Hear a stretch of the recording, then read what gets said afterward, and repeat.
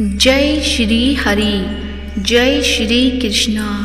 प्रिय भक्तजनों, आप सभी का मायरा वॉइस चैनल में हार्दिक स्वागत है। आज कामिका एकादशी के व्रत के शुभ अवसर पर सुने तुलसी माता की कुछ कथाएं। तो प्रेम से बोलिए तुलसी माता की जय हो, महारानी की जय हो, भगवान श्री कृष्ण की जय हो। एक बुढ़िया थी जो तुलसी को सींचती थी।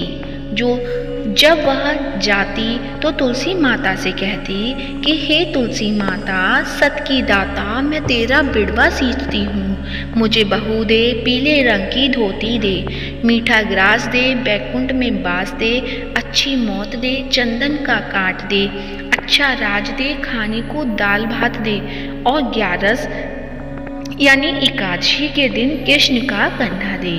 बुढ़िया माँ की यह बातें सुन तुलसी माता सूखने लगी। तुलसी माता को यूं सूखते देख भगवान ने पूछा कि हे तुलसी, तुम दिन प्रतिदिन क्यों सूखती जा रही हो? तुलसी माता ने कहा कि बस मेरे मन की मत पूछो। भगवान ने कहा कि मैं नहीं पूछूंगा तो कौन पूछेगा?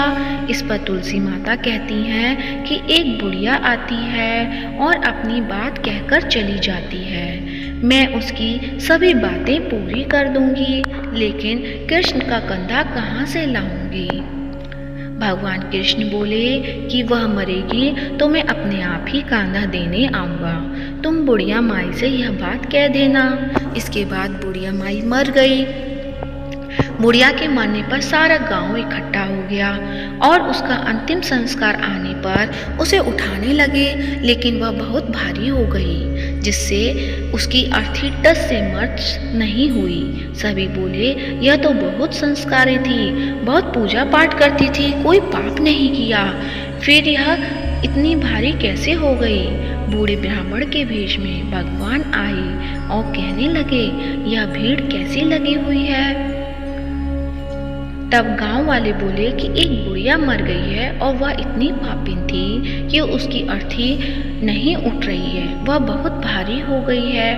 भगवान बोले कि मुझे इसके कान में कुछ कहने दो, फिर यह उठ जाएगी। भगवान बुढ़िया के पास गए और उसके कान में कहा कि माई, तू अपने मन की निकाल ले, पीतांबर की धोती ले, मीठा ग्रास ले, बैकुंठ में बास ले, चटक की चाल ले, चंदन का काठ ले, झालर की झनकार ले, दाल भात को जी और कृष्ण का कंधा ले।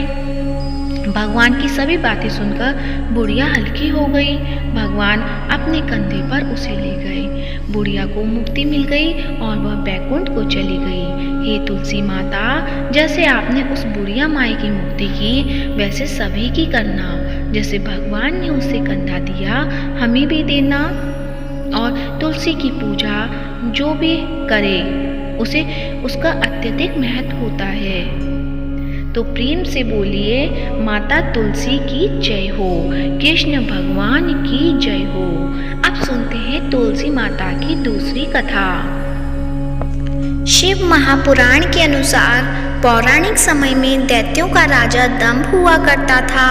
वह बहुत बड़ा विष्णु भक्त था। कई सालों तक उसके यहाँ संतान नहीं होने के कारण उसने शुक्राचार्य को अपना गुरु बनाकर उनसे श्री कृष्ण मंत्र प्राप्त किया।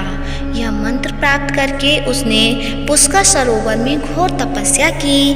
भगवान विष्णु उसकी तपस्या से प्रसन्न हुए और उसे संतान प्राप्ति का वरदान दे दिया। भगवान विष्णु के वरदान से राजा दंभ के यहाँ एक पुत्र ने जन्म लिया। इस पुत्र का नाम शंखचूर्ण रखा गया। बड़ा होकर शंखचूर्ण ने ब्रह्मा जी को प्रसन्न करने के लिए पुष्कर में घोर तपस्या की। उसकी तपस्या से प्रसन्न होकर ब्रह्मा जी ने उसे वरदान मांगने को कहा। तब शंखचूर्ण ने वरदान मांगा कि वह हमेशा अजर अमर रहे, वह कोई भी देवता उसे नहीं मार पाए। ब्रह्मा जी ने उसे यह वरदान दे दिया और कहा कि वह बद्री वन जाकर धर्मध्वज की पुत्री तुलसी को तपस्या कर रही है, उससे विवाह कर ले। शंखचूड़ ने वैसा ही किया और तुलसी के साथ विवाह के बाद सुखपूर्वक रहने लगा। उसने अपने बल से देवताओं, असुरों, दानवों, राक्षसों, गंधर्वों, नागों, किन्नरों, मनुष्यों तथा त्रिलोकी के सभी प्राणियों पर विजय प्राप्त कर ली। वह भगवान श्री कृष्ण का परम भक्त था। शंखचूड़ के अत्याचारों से सभी देवता परेशान होकर ब्रह्मा जी के पास गए और ब्रह्मा जी उन्हें भगवान विष्णु के पास ले गए। भगवान विष्णु ने कहा कि शंखचूड़ की मृत्यु भगवान शिव के त्रिशूल से ही होगी, अतः आप उसके पास जाएं। भगवान शिव ने चित्ररथ नामक गण को अपना दूत बनाकर शंखचूड़ के पास भेज दिया। चित्ररथ ने शंखचूड़ को समझाया कि वह देवताओं को उनका राज्य लौटा दे, परंतु शंखचूड़ ने मना कर दिया और कहा कि वह महेश्वर से युद्ध करना चाहता है। भगवान शिव को जब यह बात पता चली तो वे युद्ध के लिए अपनी सेना लेकर निकल पड़े। इस तरह देवता और दानवों में घमासान युद्ध हुआ, परंतु ब्रह्मा जी के वरदान के कारण शंखचूड़ को देवता नहीं हरा पाए।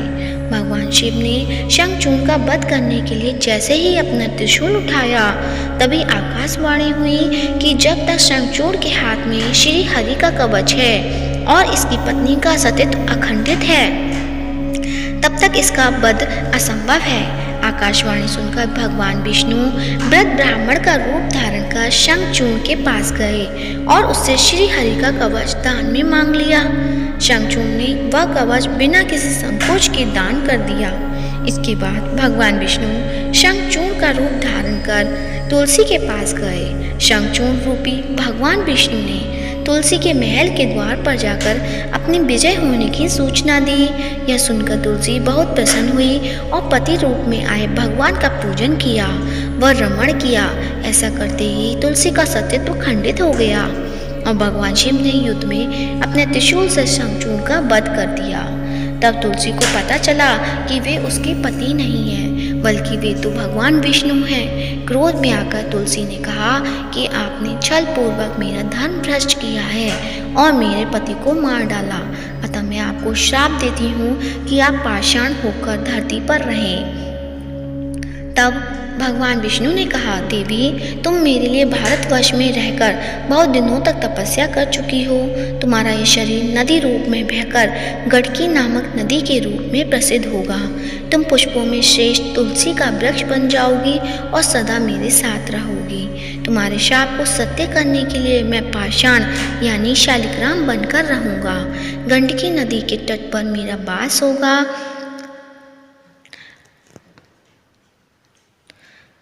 और देवउत्थान एकादशी के दिन भगवान शालिग्राम व तुलसी का विवाह संपन्न कर मांगलिक कार्यों का प्रारंभ किया जाएगा और तुलसी शालिग्राम विवाह करने से अपार पुण्य की प्राप्ति होगी। तो प्रेम से बोलिए, माता तुलसी की जय हो, कृष्ण भगवान की जय हो, शालिग्राम भगवान की जय हो। अब सुनते हैं तुलसी माता की आरती। तुलसी महारानी नमो नमो, हरि की पटरानी नमो नमो, धन तुलसी पूरन तप कीनो, शालिग्राम बनी पटरानी, जाके पत्र मंजली कोमल, श्रीपति कमल चरण लपटानी।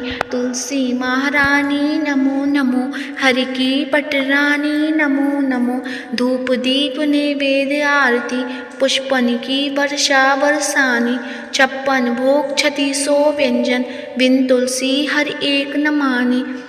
तुलसी महारानी नमो नमो, हरि की पटरानी नमो नमो, सभी सखी मैया तेरे यश गावे, भक्त दान दीजे महारानी। तुलसी महारानी नमो नमो, हरि की पटरानी नमो नमो। तुलसी महारानी नमो नमो, हरि की पटरानी नमो नमो। प्रेम से बोली श्री तुलसी माता की जय हो, कृष्ण भगवान की जय हो। प्रिय भक्तजनों, आज की वीडियो अच्छी लगी है तो वीडियो को लाइक करें, ज़्यादा से ज़्यादा शेयर करें और कमेंट बॉक्स में तुलसी माता की जय हो या कृष्ण भगवान की जय हो अवश्य लिखें और साथ ही मायरा बॉयज़ चैनल को सब्सक्राइब करें। धन्यवाद। जय श्री राधे।